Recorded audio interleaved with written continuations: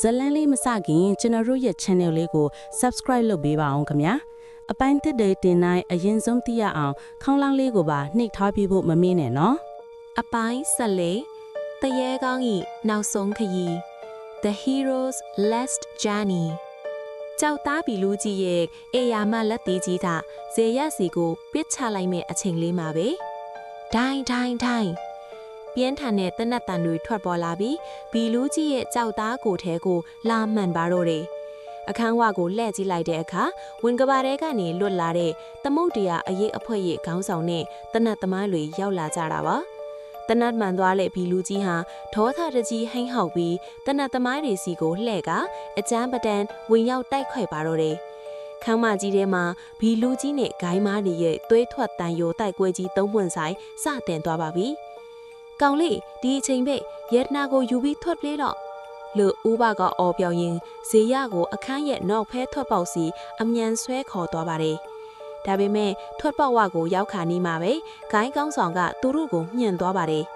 အဲ့ဒီရတနာတွေထားခဲ့ဆောင်မှလိုအော်ရင်ဂိုင်းကောင်းဆောင်ကဇေယျကိုတနက်နဲ့ချိန်ပြီးပစ်ချလိုက်ပါတယ်ဖောင်းဦးဘဇေယျရဲ့အော်တန်ကြီးကခါမတစ်ခုလုံးကိုလွှမ်းသွားပါတယ်ဇေယျကိုမှန်မဲ့ကြည်စံဟာရှေ့ကနေဝင်ကပဲလိုက်ခဲ့ဥပရဲ့ရင်ဘတ်ကိုဖောက်ဝင်သွားခဲ့ပါတယ်။သွေးအိုင်နဲ့လဲကျသွားရဲ့ဥပကိုဇေယျကပြီးဖတ်ထားလိုက်ပါတယ်။မငိုနဲ့ကောင်လေးငါဘဝတစ်သက်လုံးဂိုင်းရဲ့အပြစ်တွေနဲ့နေလာခဲ့ရတာ။အခုမှတည်းအဲ့ဒီအပြစ်တွေကိုစေးကြောခွင့်ရသွားသည်လို့ဥပကသွေးတွေအန်ရင်ပြုံးကပြောပါတယ်။အဲ့ဒီအချိန်မှာဘီလူးကြီးရဲ့ရိုက်ချက်ကြောင့်ခန်းမကြီးရဲ့မျက်နှာချက်တွေစတင်ပြိုကျလာနေပါပြီ။ဥပကသူ့ရဲ့နောက်ဆုံးအာအင်ကိုတုံပြီးထွက်ပေါက်တကားရဲ့ခလွတ်ကိုနှိပ်ချလိုက်ပါတယ်။သွားတော့ဇေယ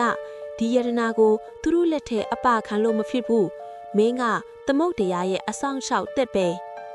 တကားကြီးဖြည်းဖြည်းချင်းပိတ်ကျသွားချိန်မှာတော့ပြိုကျလာတဲ့ကြောက်တုံးတွေတနက်တန်တွေဘီလူးကြီးရဲ့ဟိန်းဟောက်တန်တွေနဲ့အတူလဲကျနေတဲ့ဥပရဲ့နောက်ဆုံးအပြုံးကိုဇေယမျက်ရည်တွေကြားကနေမြင်တွေ့လိုက်ရပါတော့တယ်။